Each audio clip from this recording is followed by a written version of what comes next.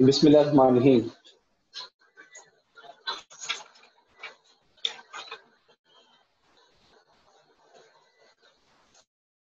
जी बच्चों, उम्मीद है आप लोग खैरियत से होंगे। अल्लाह ताला आपको खुश रखे जी। चले जी, हम आज टॉपिक को वाइंड अप करते हैं जो हमारा सेल डिवीजन वाला है, और उसके बाद इंशाल्लाह हम एक नए टॉपिक की तरफ बढ़ेंगे। इसमें जो हमारा लास्ट टॉपिक रहता है वो रहता है meiotic arrays।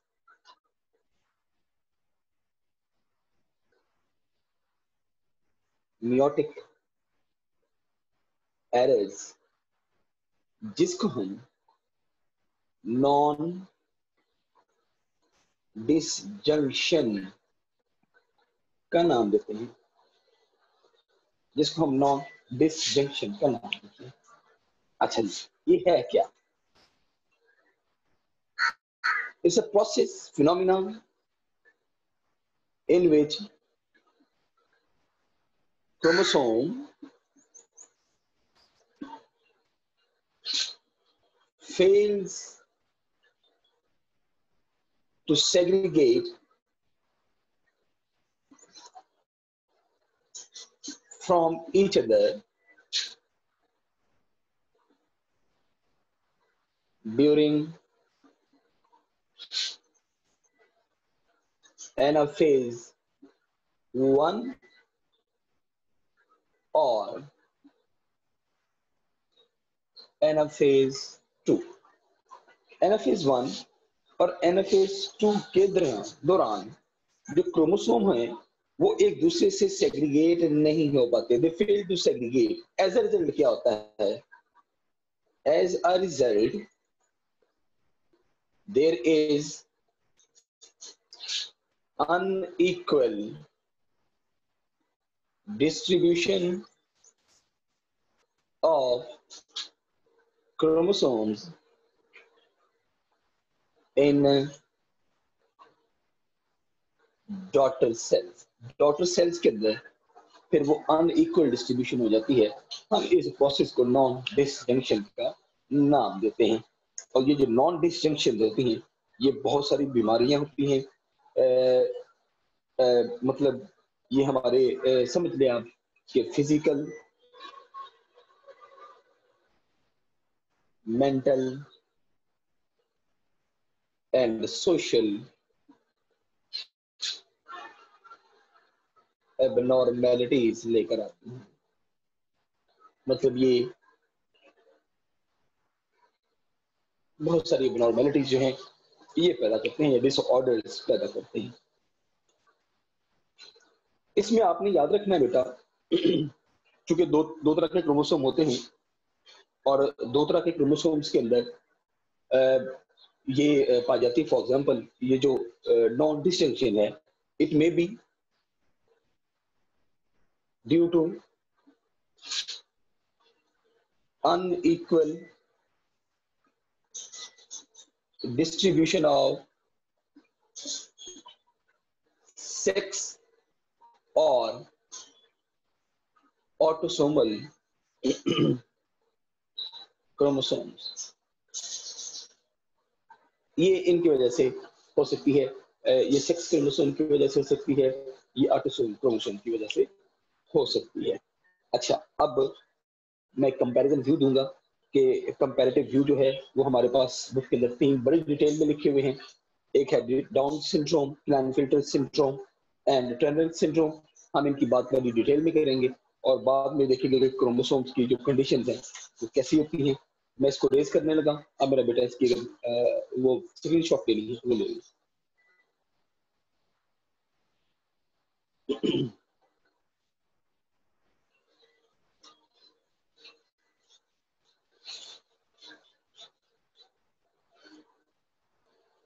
चलिए,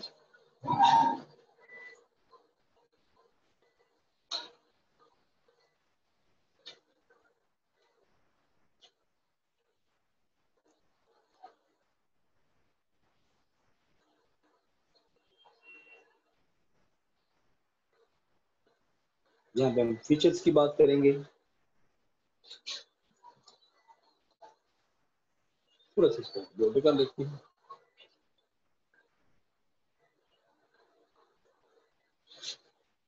ये हम देखेंगे down syndrome, Klinefelter syndrome, and Turner syndrome.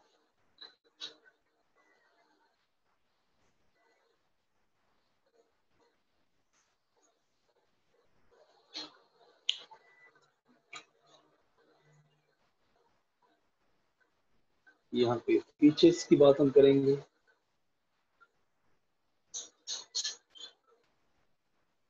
Down syndrome, Klinefelter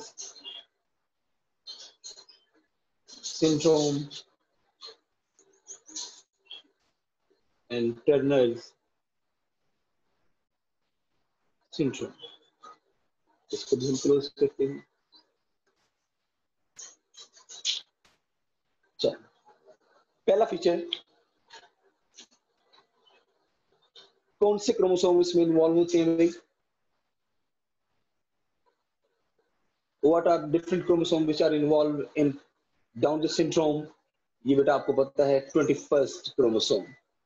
आपने पढ़ा हुआ है कि it is a trisomy of 21st chromosome, यानी ऑटोसोमल है। ये कौन सी है जी? Sex chromosome. ये कौन सी है जी? It is involve in sex chromosome. आप बेटा यूं भी कह सकते हैं it is autosomal disease. Autosomal 21st chromosome of autosome. जैसे मैंने भी आपसे पहले कहा कि ये जो सिंड्रोम है, they may be autosomal, they may be sex chromosomal syndrome. Chromosome number में चेंजेस क्या आती हैं? नंबर ऑफ क्रोमोसोम्स, इसमें तब्दीली क्या आती है? जरा देखिएगा, ये ट्राइसोमी है। क्या मतलब? 2n+1। एक तो नॉर्मल नंबर है और 21st क्रोमोसोम अगर एक्स्ट्रा हो जाता है तो वो ट्राइसोमी की कंडीशन है। मतलब आप कह सकते हैं कि ये 46+1 इज इक्वल टू 47। ये 47 नंबर ऑफ क्रोमोसोम हो गया। यहाँ पे भी क्या है? ये भी एडिशनल चीज है, इसमें भी क्रोमोसोम की एडिशन हो रही है। कैसे? ये भी 2n+1, मतलब आप इसमें भी कह सकते हैं कि 47 क्रोमोसोम है। ये क्या है बेटा?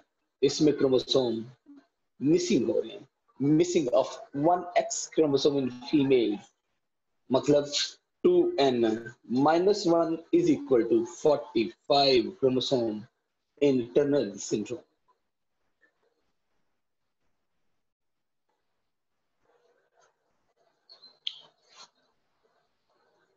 गैमीट्स बनते वक्त कितने क्रोमोसोम होंगे जी? गैमीट्स के पास, मतलब जब ये एनाफेज के दौरान गैमीट्स बनेंगे तो कितने क्रोमोसोम होंगे? इसमें 24 क्रोमोसोम, क्योंकि एडिशन हो गई। इसमें भी 24 क्रोमोसोम, इसमें 23 क्रोमोसोम, क्योंकि इसमें एक, सॉरी 22, क्योंकि इसमें एक मिस हो गया।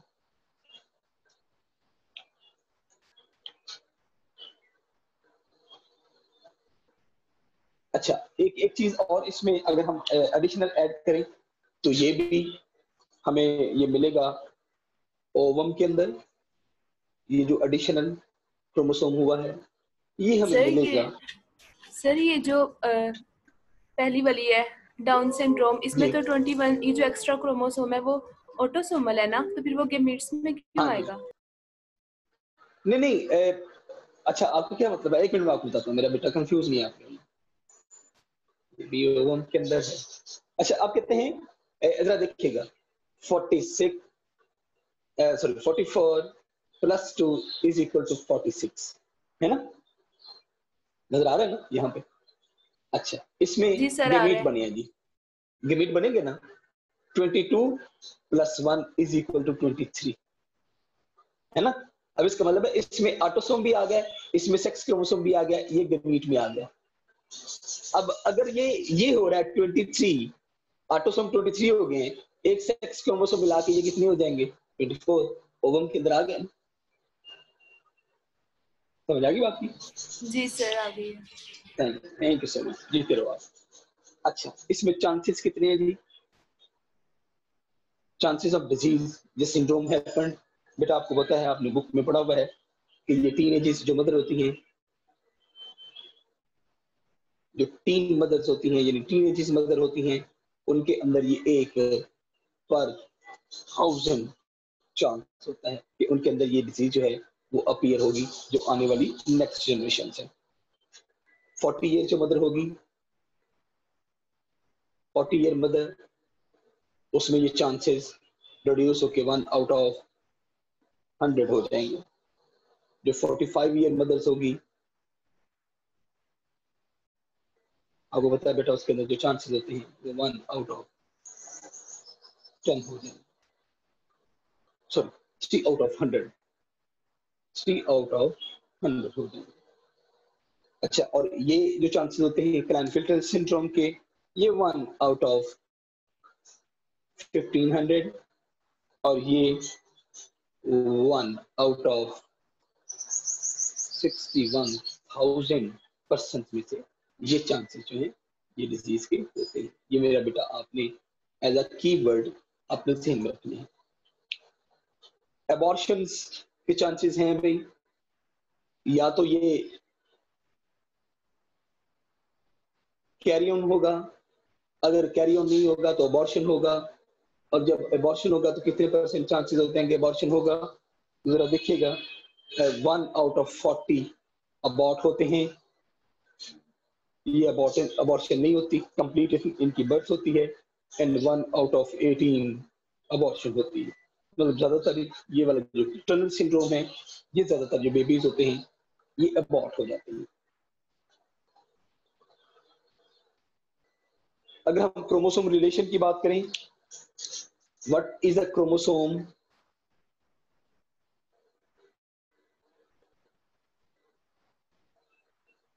क्रोमोसोम रिलेशन तो मेरा बेटा मैं आपको ऊपर भी बता चुका हूं, लेकिन फिर लिख के दे देता हूं।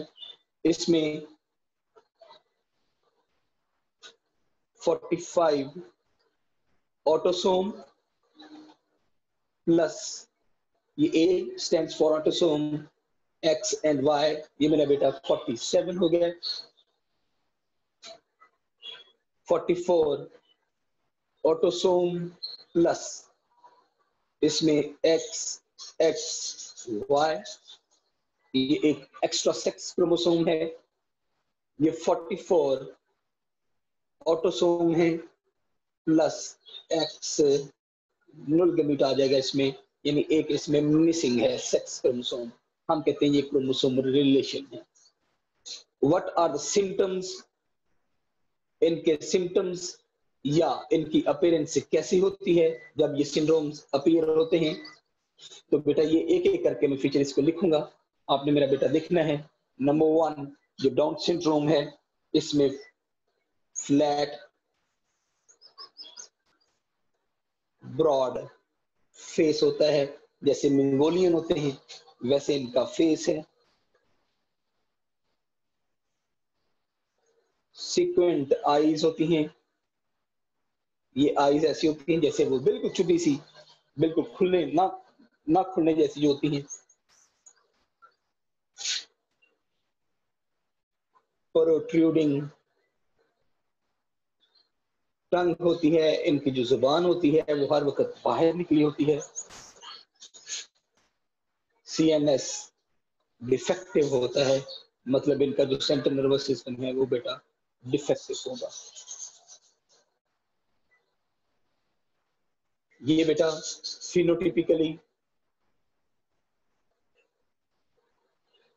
phenotypically they are male but with enlarged breast, female character भी इनमें होगा ब्रेस्ट की सूरत में। नो स्पर्म्स, कोई स्पर्म नहीं बनते।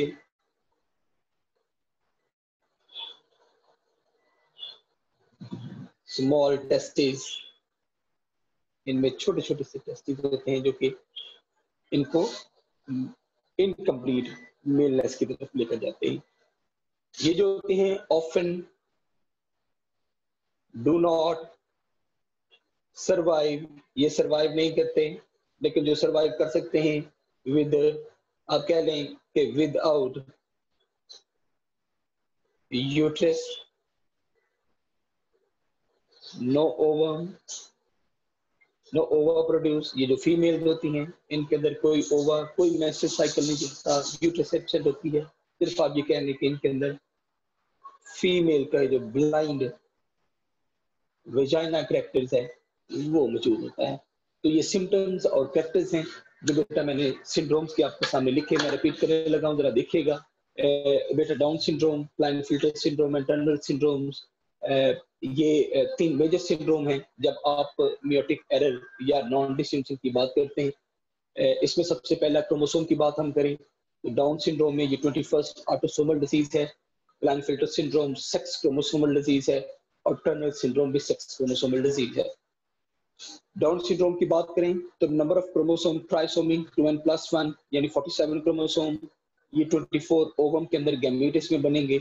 चांसेस बेटा मैंने आपसे बात की कि अगर ये टीनेज मदर के अंदर है तो 1 आउट ऑफ 1000, अगर 40 ईयर मदर के अंदर ये डिजीज अपीयर होगी तो 1 in 100, और अगर ये 45 या अबव मदर्स हैं उनके अंदर ये 3 आउट ऑफ 100। अबॉर्शन रेट इसका 40 में से 1 है, ज्यादातर अबॉर्ट नहीं होते।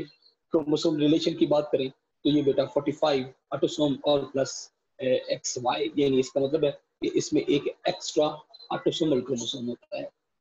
फ्लैट ब्रॉड फेस होता है, सीक्वेंट eyes, protruding trunk, CNS defective, mental retardness person, और इनकी जो स्किन होती है वो फोल्ड होती है इन द आईलेट्स की तरफ। ये बेटा डाउन सिंड्रोम। क्लाइनफिल्टर सिंड्रोम में ये सेक्स क्रोमोसोमल डिजीज है, एक एडिशनल सेक्स क्रोमोसोम होगा, 24 स्पर्म्स के अंदर आएंगे, they are related to male, और इसमें सुपर मेलनेस कैरेक्टर भी आता है। 1 आउट ऑफ 15,000 चांसेस होते हैं, 1500 चांसेस है कि ये सिंड्रोम अपीयर होगा। इसमें अबॉर्शन नहीं, कंप्लीट बर्थ प्रोसेस होता है। ये 44 ऑटोसोम प्लस XXY, यानी एक X chromosome, sex chromosome extra आ गया। फिनोटाइपिकली ये मेल है but with enlarged breast, no sperm, smaller testis में मौजूद होते हैं। जब हम बात करते हैं सेक्स क्रोमोसोम्स की, टर्नर सिंड्रोम की, तो ये भी सेक्स क्रोमोसोम रिलेटेड है। इसमें एक सेक्स क्रोमोसोम मिसिंग होगा। ये भी ओवम के अंदर ज्यादातर डिजीज होती है वो आती है। ये 1 आउट ऑफ 61,000 डिजीज अपीयर होती है। हर 18 में से इनका जो अबॉर्शन है वो ज्यादा होता है कंपैरेटिवली। अगर आप इनकी बात करें तो जो टर्नर सिंड्रोम का जो अबॉर्शन रेट है वो ज्यादा है। ये 44 autosomal chromosome plus X null gamete, मतलब ये एक एक्स क्रोमोसोम मिसिंग होगा। ये often do not survive, uterus upset होती है, कोई ओवा प्रोड्यूस नहीं होता, और इनमें ब्लाइंड वजाइना होती है। मतलब ये तीनों कैरेक्टर्स, ये तीनों के जो कैरेक्टर्स हैं वो मैंने बेटा आपके सामने टेबुलेटेड फॉर्म में मैच किए। आपने हर कैरेक्टर को एज अ कीवर्ड लेकर इसको अपने ज़हन में रखना है।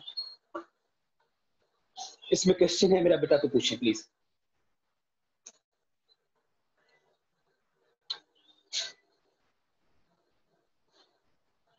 जी ये थर्ड वाला पॉइंट बता दीजिए। कौन से वाला बेटा? थर्ड वाला गैमीट्स। अच्छा, मैंने बेटा आपसे ये कहा कि गैमीट के अंदर कौन से गैमीट ऐसे होते हैं जो कि इनसे इफेक्टेड होते हैं। अच्छा, ओवम लिखने का मतलब ये है कि ये ज्यादातर फीमेल के अंदर होती है, क्योंकि ovum eggs are produced in female, तो ये फीमेल के अंदर ये ज्यादातर अपीयर्ड है। स्पर्म्स के रिलेटेड है तो इसका मतलब ये मेल के अंदर है। ओवम के अंदर है तो फिर इसका मतलब ये फीमेल के अंदर है। मतलब हर दफा देखो ना, नॉन डिस्टिंक्शन गैमीट बन रहे हैं, या गैमीट बनेंगे एग्स या गैमीट बनेंगे स्पर्म्स। अच्छा, या तो ये नॉन डिस्टिंक्शन गैमीट के अंदर उसके अंदर स्पर्म के अंदर आएगी या एग के अंदर आएगी। तो ये जो डाउन सिंड्रोम है ये एग के अंदर अपीयर होती है। अच्छा, इसी तरह क्लाइनफिल्टर सिंड्रोम या तो स्पर्म के अंदर आएगी या एग्स के अंदर आएगी, तो ये स्पर्म्स के अंदर अपीयर होती है। इसी तरह टर्नर सिंड्रोम या एग के अंदर आएगी या ओवम के अंदर आएगी, तो ये बेटा ओवम यानी एग के अंदर अपीयर होती है। तो इस तरह से ये डिजीजेज होती हैं, या तो वो स्पर्म रिलेटेड हैं या वो ओवम रिलेटेड हैं, जिसको हम एग कहते हैं। और कुछ चीज बेटा इसमें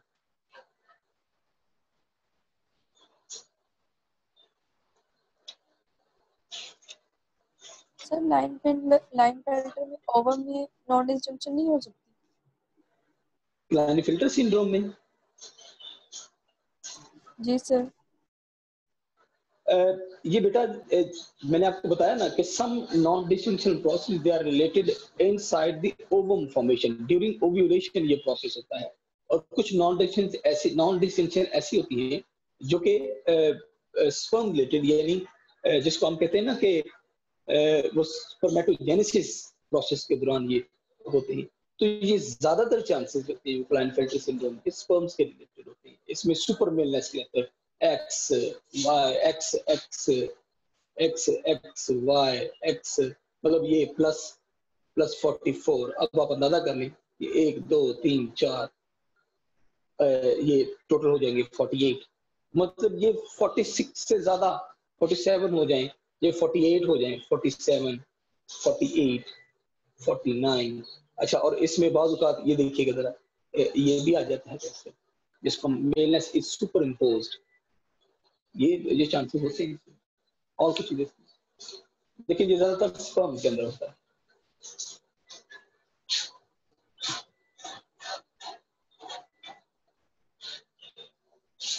चलिए जी, मैं इसको रेस करता हूँ, आप जरा काइंडली इसकी स्क्रीनशॉट लेने के लिए। एक छोटी सी सिर्फ और एमसीक्यू क्वेश्चंस हैं, बाकी इंशाल्लाह फिर हम नया टॉपिक स्टार्ट करते हैं।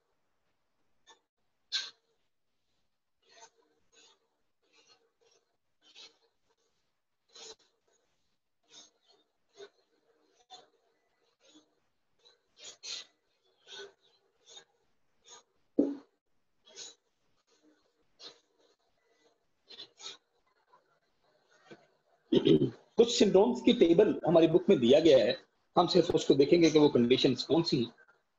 जैसे मैं यहाँ पे लिखता हूँ सिंड्रोम, और इनमें क्रोमोसोम रिलेशन, और जो क्रोमोसोम का रिलेशन है वो देखते हैं। जैसे डाउन सिंड्रोम अभी आपने पढ़ा, ये डाउन सिंड्रोम है, इसमें ट्राइसोमी ऑफ 21st क्रोमोसोम, ऐसे ही हमने पढ़ा। एडवर्ड सिंड्रोम भी एक है, which is related to trisomy of 18th chromosome, मतलब ये भी ऑटोसोमल नॉन डिस्टिंक्शन है।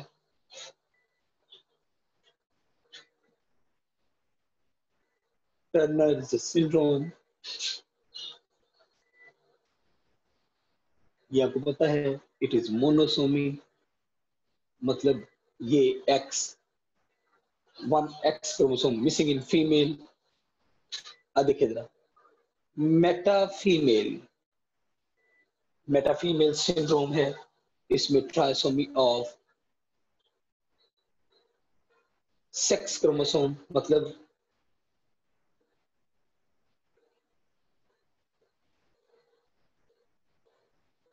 इसमें एक ये trisomy of sex chromosome. Klinefelter's का हमने पढ़ा,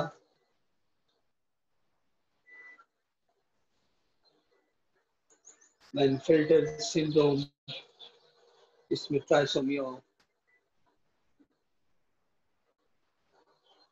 एक्स एक्स वाई।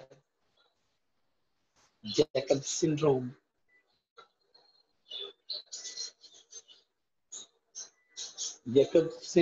ये मैंने बेटा आपसे कहा था कि ये maleness is superimposed X Y and Y chromosome.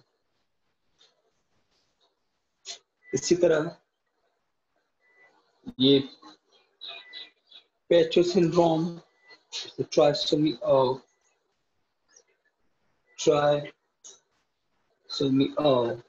13 chromosome, मतलब ये वाले 2 और ये वाला 1, It is related with autosome. ये ऑटोसोम है, ये भी ऑटोसोम। बाकी सारे के सारे ये वाले जो हैं, यहां से लेकर ये वाले जो हैं, they are related to sex chromosome.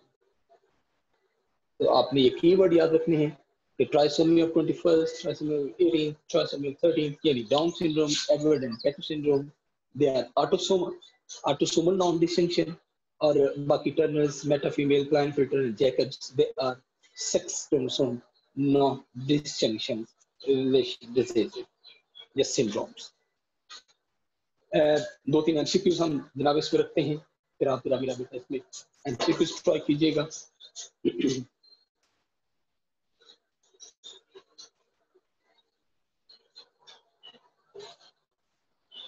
ये प्रैक्टिस एमसीक्यूज है जी।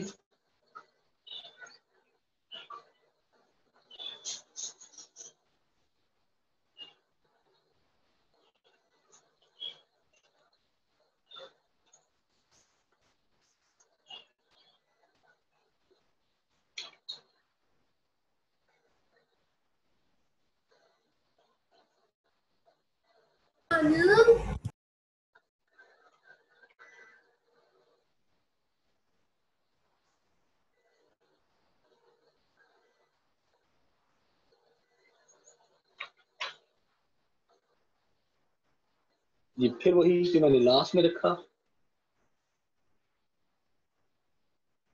एडवर्ड सिंड्रोम is MCQ जी, Edward syndrome is trisomy of 18th chromosome, trisomy of 21st chromosome, trisomy of 13th chromosome, and D option आपके पास है जी, मोनोसोमी ऑफ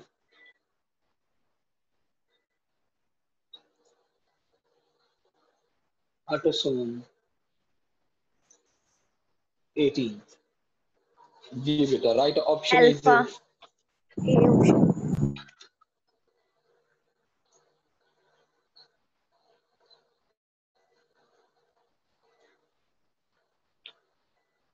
जी बेटा, right option is alpha. Alpha sir. Yes yes yes, thank you so much. अच्छा जी, इसके बाद XXY is in female, ये शायद इसके रिलेटेड नहीं है, एक और हम देख लेते हैं।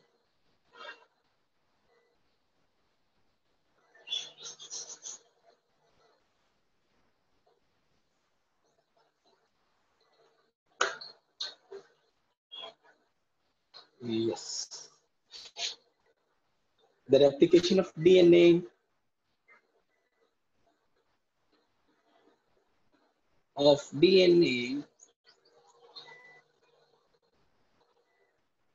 occurs during which phase? किस फेज के दौरान? S phase. अगर मैं ऑप्शन में ऐसे देता ही नहीं हूं फिर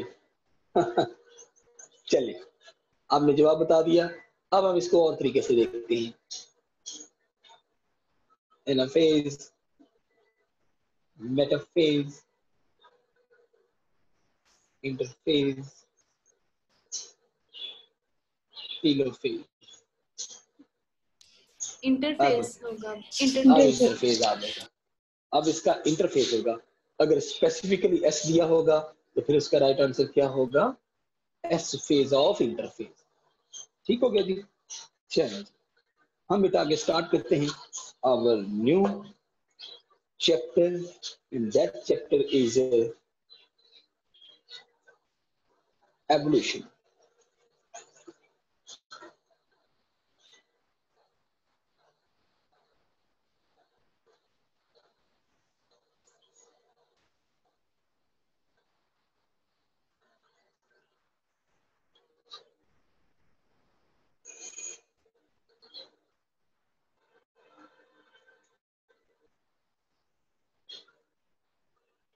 एवोल्यूशन में से 3 MCQs आपको है। इसमें जो लर्निंग आउटकम है, जो लर्निंग पॉइंट्स हैं, they will be comparison between Darwin and Lamarckism, यानी लामार्क और डार्विन में हम कंपेयर करेंगे।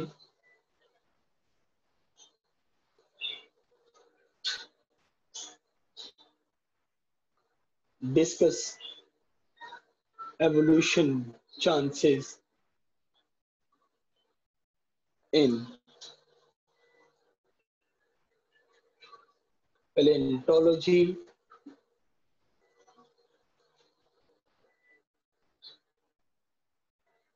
comparative anatomy,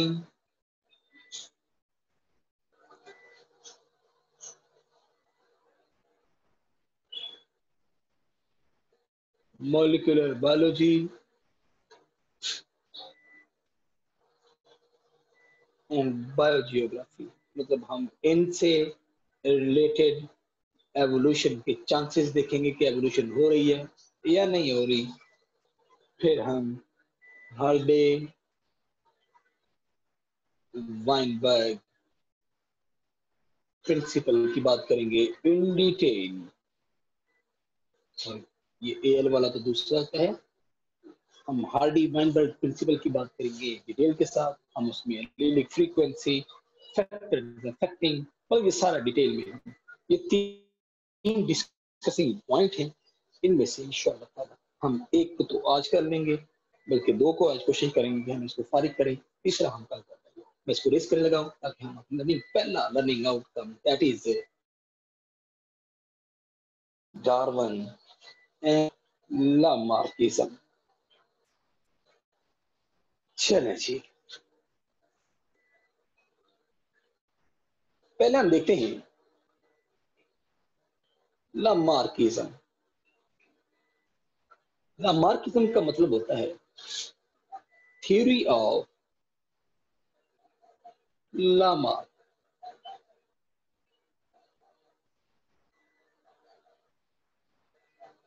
लामार्किज्म, ये बेटा प्लीज इसकी जरा करेक्शन कीजिएगा। लामार्किज्म, ये नहीं, ये लामार्क ने थ्योरी दी है, उसको हम लामार्किज्म का नाम देते हैं।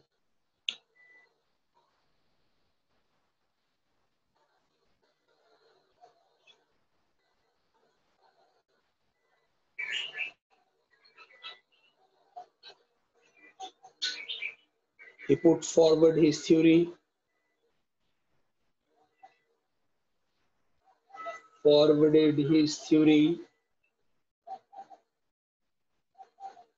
in 1809, a birth year of Darwin, यानी डार्विन 1809 में पैदा हुआ। लामार्किज्म ने थ्योरी दे दी, थ्योरी ऑफ एवोल्यूशन। उत्तर इसकी थ्योरी के 2 मेन पॉइंट हैं, use and misuse of organs, एक पॉइंट। दूसरा पॉइंट है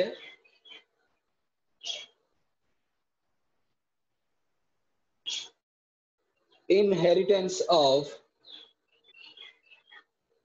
acquired character।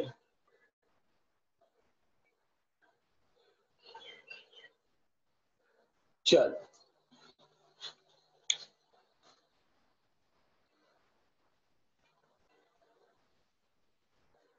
पहले नंबर पे मैं एग्जांपल करूंगा यूज ऑफ ऑर्गन। नंबर 1,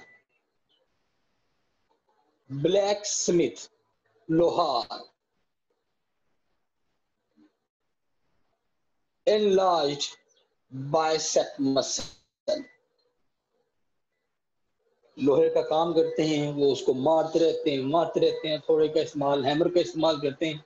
उनके जो बाइसेप मसल्स होते हैं, जो बाजू के मसल्स होते हैं, बड़े हैवी होते हैं। अच्छा, इसी तरह इसकी मैं एक और एग्जांपल दूंगा, जिराफ। नेक ऑफ जिराफ, ये इस पे क्वेश्चन कीजिएगा। जिराफ अगर देखिएगा, neck, use of neck, long neck, use of long neck किस लिए? फॉर फीडिंग, वो जनाब पत्ते खाने के लिए। चलो मिस यूज की एग्जांपल मैं दूंगा यहाँ पे। Number 2, snake. स्नेक क्या किया उसने? अकॉर्डिंग टू लामार्किज्म उसने क्या किया? The leave their legs to use, उन्होंने क्रीपिंग का काम शुरू कर दिया, अपनी टांगों को छोड़ दिया इस्तेमाल करना। अब जरा देखना बेटा, मैंने 3 एग्जांपल आपको कोट करके दिए हैं और तीनों में यूज एंड मिस यूज है। मतलब ब्लैक स्मिथ हैमर, लोहे को अपना शेपिंग देने के लिए वो हैमर का इस्तेमाल करता है, उसके जो बाइसेप मसल्स होते हैं वो डेवलप हो जाते हैं। इसी तरह ये जो जिराफ है ये अब बड़ी नेक का इस्तेमाल करता है, इसको खाने के लिए, लीफ को खाने के लिए। अच्छा, वो अपनी गर्दन को स्ट्रेच करता रहता है। अच्छा, जो स्नेक है, लामार्किज्म कहता है कि कभी इसकी टांगे थी लेकिन इसने अपनी टांगों का इस्तेमाल छोड़ दिया। द यूज ऑफ लेग्स, वक्त के साथ साथ उसने इसकी टांगों का इस्तेमाल छोड़ दिया। जब उसने टांगों का इस्तेमाल छोड़ दिया तो अल्टीमेटली क्या हुआ, उसकी हम बात करते हैं। अगर आप बेटा इसकी दूसरी एग्जांपल लेते हैं, फॉर एग्जांपल गोल्ड स्मिथ की। गोल्ड स्मिथ स्मॉलर बाइसेप, उनके जो बाइसेप होते हैं वो छोटे होते हैं। क्यों? क्योंकि उन्होंने इतनी सी थोड़ी होती है जो सोने को शेपिंग करने के लिए उन्होंने देनी होती है। तो मतलब इनके जो मसल्स होते हैं वो छोटे होते हैं, ब्लैक स्मिथ के जो मसल्स होते हैं वो बड़े होते हैं। अच्छा, इनका सेकंड पॉइंट इसका ये था कि ये जो कैरेक्टर्स हैं, जैसे enlarged bicep muscle in blacksmith, smaller bicep muscle in goldsmith, long neck in giraffe, and legless in snake, they are transferred into the next generation। वो कहते हैं ये जो करेक्टर है कि ये बाइसेप मसल्स का बड़ा होना किसके अंदर? ब्लैक स्मिथ का, it goes into the next generation. मतलब ये कहता है एक्वायर्ड करेक्टर, एक्वायर्ड करेक्टर्स, ये जो एक्वायर्ड करेक्टर्स थे, they went into next generation। ये नेक्स्ट जनरेशन में जाते रहते हैं, ये नेक्स्ट जनरेशन में जाते रहते हैं। ये इतना मतलब जो लोहार का बेटा होगा उसके भी मसल बड़े बड़े होंगे। अच्छा, जो जिराफ की अगली नस्ल होगी उसमें नेक आस्ते आस्ते लंबी होती जाएगी। जो स्नेक होगा उसमें आस्ते आस्ते छोटी होती गई, ultimately leg reduced.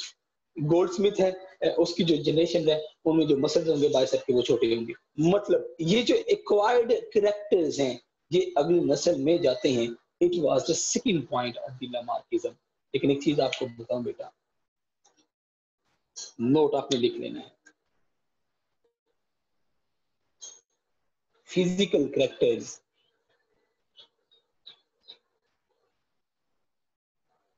do not pass into next generation। कभी भी फिजिकल कैरेक्टर्स के बाइसेप मसल का बड़ा होना अगली जनरेशन में जाएगा नहीं। ट्राइसेप, ये जिराफ की लॉन्ग नेक अगली नस्ल में जाएगी नहीं। इसी तरह स्नेक की वो जो लेगलेस रिड्यूस है वो आगे जाएगी नहीं। इसी तरह जो गोल्ड स्मिथ है उसके स्मॉलर बाइसेप मसल आगे जाएंगे नहीं। मैं आपको बताऊं, ये जो फिजिकल कैरेक्टर्स होते हैं ये अगली नस्ल में नहीं जाते। कौन से कैरेक्टर्स होते हैं? कैरेक्टर्स इन जर्म्स,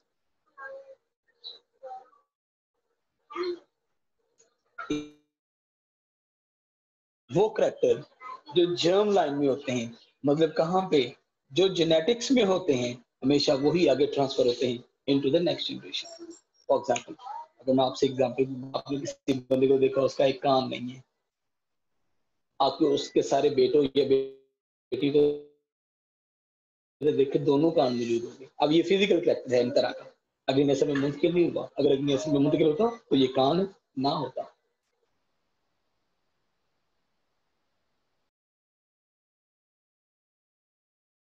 आयशी तौर पर उनका काम। अच्छा, इसी तरह इसके जो ये जो लामार्किज्म है, इस थ्योरी का टेस्ट करने के लिए एक साइंटिस्ट आया जिसका नाम है एल्फ्रेड वेलस। ये वेलस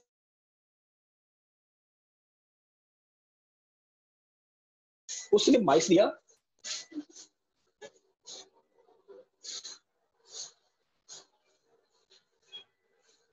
उसने एक माइस लिया, उसकी टेल को काटता गया, माइस ली, उसकी टेल को काटी, अगली जनरेशन में टेल फिर अपीयर हुई, उसको काटा, फिर अपीयर हुई, उसको काटा, फिर अपीयर हुई। उसने 100 जनरेशन यानी पूरी 100 जनरेशन की टेल काटता गया, और जो बेटा 101 जनरेशन उसकी पैदा हुई, यानी 101st जनरेशन उसकी जो पैदा हुई, वो फिर टेल के साथ पैदा हो गई। अब अगर फिजिकल कैरेक्टर्स अगली जनरेशन में जाते तो बेटा जैसे उसने दुम काटी, अगली जनरेशन में दुम ना हुई, लेकिन आ गई। क्यों आई? Because physical characters do not inherit into the next generation. Only the characters which are related to the genetics or germline, they are inherited to the next generation. बात समझ आई? इसमें कोई क्वेश्चन है प्लीज तो पूछें।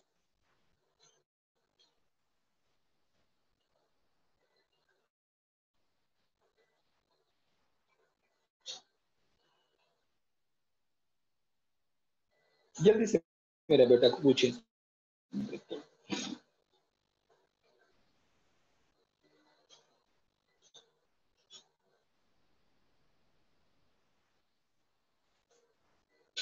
कोई क्वेश्चन है? आवाज आ रही है?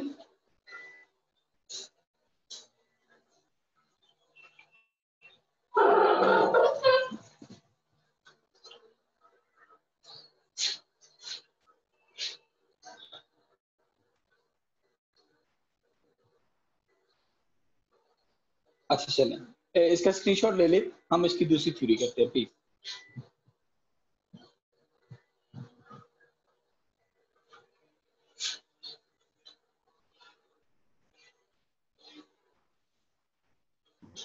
सर टाइम ऑफ हो गया सर, लेक्चर का देख लीजिएगा। अच्छा जी, चलिए फिर इंशाल्लाह हम इसको कल कंटिन्यू कर लेंगे। हम इसमें कल कंटिन्यू करेंगे, इसको देखेंगे बेटा। ये जो आपने क्वेश्चन अभी पूछा है इसको हम कल देखेंगे इंशाल्लाह, बेफिक्र हो जाए।